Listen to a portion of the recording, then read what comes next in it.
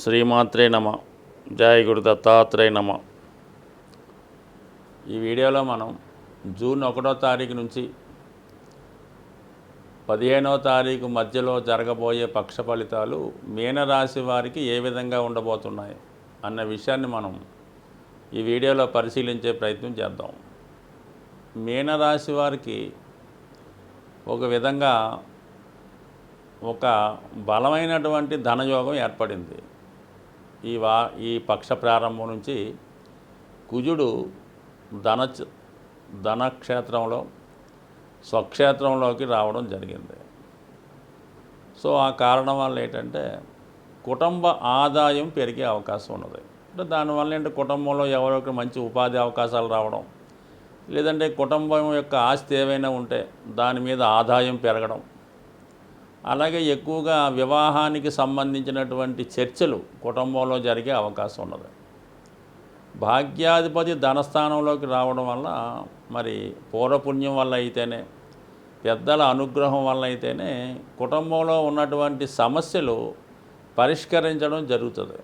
జాతకుడు కూడా కుటుంబ విషయాల మీద ఎక్కువగా శ్రద్ధ పెట్టి కుటుంబ సభ్యుల యొక్క ఆలోచనలు వాళ్ళ యొక్క అవసరాలకు తగ్గ విధంగా సహకరించి కుటుంబం యొక్క జీవన విధానం లైఫ్ స్టైలు పెరగడం, కుటుంబానికి కావాల్సిన సౌకర్యాలు సమకూర్చడం, సో అవసరమైతే ఈ భూములు స్థిరాస్తులు వాటి ఏమైనా ఉంటే వాటి మీద ఉన్నటువంటి సమస్యలు పరిష్కరించి కుటుంబ ఆదాయం పెరిగే విధంగా జాతకుడు నిర్ణయం తీసుకోవడం జరుగుతుంది. ముఖ్యంగా కుటుంబంలో ఎవరికైనా వివాహం జరగవలసి ఉన్నా, వ్యక్తిగతంగా జాతకుడికి వివాహం జరగవలసి ఉన్న వాటి మీద ఎక్కువగా కాన్సన్ట్రేషన్ చేసి ఆ ప్రయత్నాలు చేయడం జరుగుతుంది. దానికి అవసరమైనటువంటి ధనాన్ని కూడా మరి వివిధ వనరుల ద్వారా పెంచుకునే ప్రయత్నం జరుగుతుంది. ఇది ఒక ప్లస్ పాయింట్. ఓకే.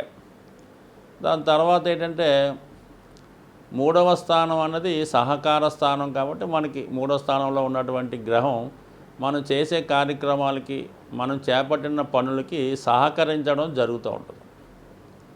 మరి ముఖ్యంగా కుజుడు ధనస్థానంలో ఉంటే రవి 3వ స్థానంలో ఉన్నాడు. అంటే ఎక్కువ ప్రభుత్వ అధికారుల సహకారం, అధికారంలో ఉన్నటువంటి స్నేహితుల సహకారం కలుగుతూ ఉంటుంది. ఇది అలాగే ఏంటంటే మరి ప్రయాణాలు కూడా ఎక్కువగా చేయడం జరుగుతుంది. బాగుంటుంది. 3వ స్థానంలో రవి ఖచ్చితంగా ప్రభుత్వ సహకారాన్ని ఇస్తాడు, మిత్రుల సహకారాన్ని ఇస్తాడు. అలాగే శుక్రుడు 3వ స్థానంలో స్వక్షేత్రగతుడై ఉన్నాడు. దానివల్ల స్త్రీల సహకారం పెరుగుతుంది. కుటుంబంలో ఉన్నటువంటి స్త్రీలకు అభివృద్ధి లభిస్తూ ఉంటుంది. కొత్త వారితో పరిచయాలు ఏర్పడుతూ ఉంటాయి. అలాగే వృత్తిలో అభివృద్ధి కలుగుతూ ఉంటుంది.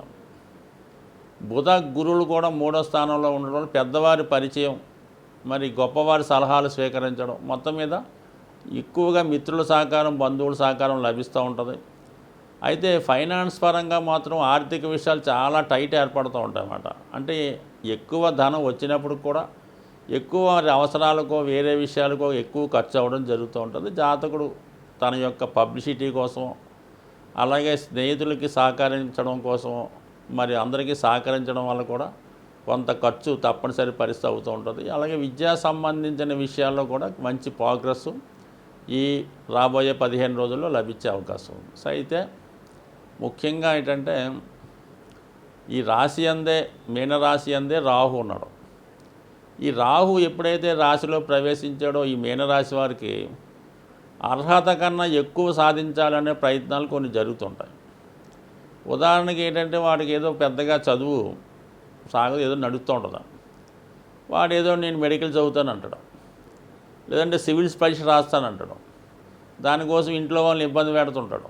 అసలు వద్రాబాబు అంటే వినకుండా తన స్థాయిని మించినటువంటి ఆలోచనలు చేస్తూ ఇలాగా కోరికలు పెంచుకుంటూ ఊహలు పెంచుకుంటూ ఉంటాడు. సో ఈ విధంగా కొంతకాలం వేస్ట్ అవ్వడం జరుగుతూ ఉంటుంది. అలాగే జాతకుడు కూడా ఏదో ఒక బలహీనతకు లోనవ్వడం జరుగుతూ ఉంటుంది. సో ఇతరుల యొక్క ప్రభావం కూడా జాతకుడి మీద ప్రభావం పడుతుంటుంది. ఎవడో ఇది చేయడం మనం కూడా చేద్దామని ఈ విధమైన కొంత ఆలోచనలు, అలాగే ఎవరికీ తెలియకుండా కొన్ని రహస్య కార్యకలాపాల్లో పాల్గొనడం, ఇటువంటి కార్యక్రమాలు జరుగుతుంటాయి. సో దానికి అదనంగా ఏంటంటే ఈ భావం ఎప్పుడైతే మీనరాశి 2 పాపగ్రహాల మధ్య పడింది, ఒక పక్క శని, ఒక పక్క కుజుడు, అందువలన కొద్దిగా స్ట్రగుల్సమ్గా ఉంటుంది. అంటే 2 స్వక్షేత్రంలో ఉన్నప్పుడు కూడా మీనరాశి పాపకర్తార యోగంలో పడడం వల్ల కంపల్సరీగా అటు ఆరోగ్య సంబంధించిన విషయాలు, అలాగే వృత్తిపరమైన విషయాలు, వ్యక్తిగత అభివృద్ధి ఇవన్నీ కూడా, అంటే రాశిలో ఉన్నటువంటి రాహుకి ఈ 2 పాపగ్రహాలు సహకరించడం వల్ల జాతకుడు తనకి సాధ్యం కాకపోయినా సాధ్యపడే విధంగా ప్రయత్నాలు చేస్తూ ఉంటాడు. ఏదో ఉదాహరణకి ఏదో వాడికి పెద్దగా పాపులారిటీ లేకపోయినా వాడికి ఉన్నటువంటి టెంపరీగా ఉన్నటువంటి ఏదో ఒక బలాన్ని తీసుకొని ఏదో ఎలక్షన్లో పోటీ చేస్తానంటాడు. దానికి అనేక లక్షల కోట్ల రూపాయలు ఖర్చు పెడుతూ ఉంటాడు. వాడు పక్కనున్న వాళ్ళకి తెలిసి వీడు వేస్ట్ నెగ్గడని తెలిసి కూడా వాడి దగ్గర ధనం అంతా ఖర్చు పెట్టి వీళ్ళు ఆ పని అయ్యేదాకా కూడా వీళ్ళు ప్రోత్సహించి శుభ్రంగా వాడిని నాశనం చేస్తారు, పక్క వాళ్ళు బాగుపడుతూ ఉంటారు. అటువంటి స్థితి ఇప్పుడు మీనరాశి వారికి జరుగుతుందన్నమాట. వాడు అవదని కూడా ఏదో సినిమా తీస్తుంటాడు, హీరోగా యాక్ట్ చేసి సినిమా తీస్తానంటాడు. ఈ విధంగా పక్క వాళ్ళు చేయడం, వాడిని ప్రోత్సహించి వాడిని నాశనం చేయడం జరుగుతుంది. కాబట్టి ఖచ్చితంగా మీనరాశి వారు ఎవరైతే ఉంటారో ఇది మనకి ఎంతవరకు సాధ్యం, ఇది మనకు అవుతుందా అవదా, అసలు మనకి క్వాలిఫికేషన్ ఉందా లేదా అని తెలుసుకొని ఆ పనిలోకి దిగాలి తప్ప ఏదో టెంపరీగా ఏదో ఊహల్లో జీవితం బ్రతుకుతూ ఉంటే మాత్రం ఖచ్చితంగా మీరు ఇప్పుడు జరిగినటువంటి నష్టం ఇది చాలా సంవత్సరాల దాకా మీ మీద దీని ప్రభావం చూపిస్తూ ఉంటుంది. సో అందువల్ల ఏంటంటే ఇప్పుడు ఈ సమయంలో మీరు ఏ పొరపాటు చేసినా అది మీ జీవితంలో మళ్ళా 30 సంవత్సరాల దాకా దీని ప్రభావం ఉంటుంది. దాని తర్వాత తరాల వాళ్ళ మీద కూడా ఇబ్బంది ఉంటుంది. కాబట్టి జాగ్రత్తగా నిర్ణయం తీసుకోండి. ఎట్టి పరిస్థితుల్లో కూడా ఆర్థిక సంబంధించిన విషయాల్లో ఎటువంటి ప్రయోగాలు చేయొద్దు. అలాగే ఏదైనా కుటుంబ మర్యాద గౌరవం పాడవకుండా జాగ్రత్తగా నిర్ణయాలు తీసుకోవడం, ఎక్కువగా మరి కుటుంబ సభ్యుల సహకారంతో వాళ్ళ సలహాతో ముందుకెళ్ళాలి తప్ప టెంపరీగా మీకు ఉన్నటువంటి ఏదో ఆలోచించి నిర్ణయం తీసుకుంటే మాత్రం ఖచ్చితంగా అది జీవితాంతం మీ మీద ప్రభావం ఉండే అవకాశం ఉంది. ముఖ్యంగా మనకి ఈ పక్షంలో వచ్చినటువంటి పండగలను ఒకసారి పరిశీలించినప్పుడు అన్ని రాశుల వారికి ముఖ్యంగా విశేషంగా ఈ పక్షంలో మనకి 6వ తారీఖు జూన్ 6వ తారీఖున ఆ రోజు అమావాస్య శనీశ్వర జయంతి జరుగుతుంది. సో ఆ కారణం వల్ల గ్రహ అనుగ్రహం కావాలనుకునే వాళ్ళు, జీవితంలో వృద్ధి చెందదాం అనుకున్న వాళ్ళు, ముఖ్యంగా ఏ రాశితో సంబంధం లేకుండా అన్ని రాశుల వారు కూడా ఆ రోజు విధి విధానంగా మరి వీలైనంత వరకు సూర్యోదయం లోపలే మనకి ఏదైనా దేవాలయాన్ని దర్శించి, ముఖ్యంగా శివాలయాన్ని దర్శించడం, అక్కడ ఉన్నటువంటి నవగ్రహాల్లో శని భగవానుణ్ణి విధి విధానంగా అభిషేకం చేసి దాని తర్వాత శివుణ్ణి కూడా దర్శించడం వల్ల, అలాగే వీలైతే ఆ రోజు నూనెతో చేసినటువంటి పదార్థాలు ఏది కూడా తినకూడదు అన్నమాట. అంటే అలాగే నెయ్యితో చేసినవి కూడా తినకూడదు.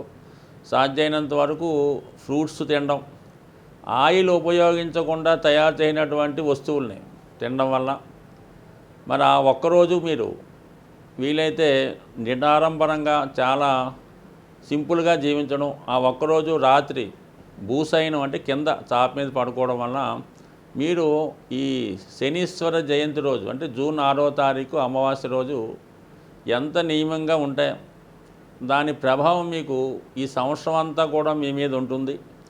ఆ కారణం వల్ల ఈ శని దోషాల వల్ల అయితే మీకు ఖచ్చితంగా మంచి ఫలితాలు రావడం జరుగుతుంది. ఖచ్చితంగా జీవితంలో ఒకటి అభివృద్ధి చెందాలంటే శని అనుగ్రహం ఖచ్చితంగా ఉండాలి. శని అనుగ్రహం లేనిదే జాతకుడు ఏది కూడా చేయలేడు. వివాహం కానీ, ఉద్యోగం కానీ, సంపాదన కానీ ఏది ఉండాలన్నా ఖచ్చితంగా శని యొక్క అనుగ్రహం తప్పనిసరి.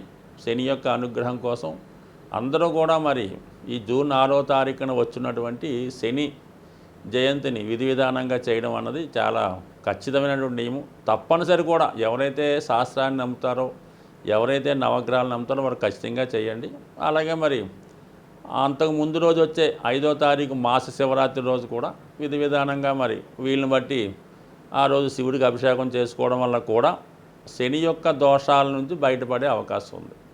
ఇంకా ఓవరాల్గా సక్సెస్ కావాలనుకునేవాళ్ళు, అలాగే ప్రస్తుతం కుజుడు బలంగా ఉన్నాడు కాబట్టి కుజుని యొక్క అనుగ్రహం ఇంకా కావాలనుకుంటే మరి జూన్ 1వ తారీఖున ఉన్నటువంటి హనుమాన్ జయంతి రోజు హనుమంతుణ్ణి విధి విధానంగా పూజించడం, వీలైతే తమలపాకులతో కానీ సింధూరంతో కానీ పూజించడం మంచిది. ఆ రోజు మరి ఉపవాసం ఉండడం కానీ, విధి విధానంగా నియమంగా ఉండడం కానీ, హనుమంతుని ఉత్సవాల్లో పాల్గొనడం వల్ల సక్సెస్ అన్నది చాలా సులువుగా సంపాదించవచ్చు. ఈ సమయంలో హనుమంతుడిచ్చినటువంటి వేగంగా ఎవరు కూడా ఫలితాన్ని ఇవ్వలేరు. మరి అదృష్టవశాత్తు మరి కుజుడు ఈ 1వ తారీఖునే మేషరాశిలోకి వచ్చి అద్భుతమైనటువంటి స్వక్షేత్రంలోకి రావడం, అదే రోజు హనుమత్ జయంతి రావడం, నిజంగా కుజుని యొక్క అనుగ్రహం కావలసిన వారు స్వామి యొక్క సేవ చేయడం వల్ల కంపల్సరీగా వృత్తిలో విజయం పొందే అవకాశం ఉంటుంది. స్వస్తి.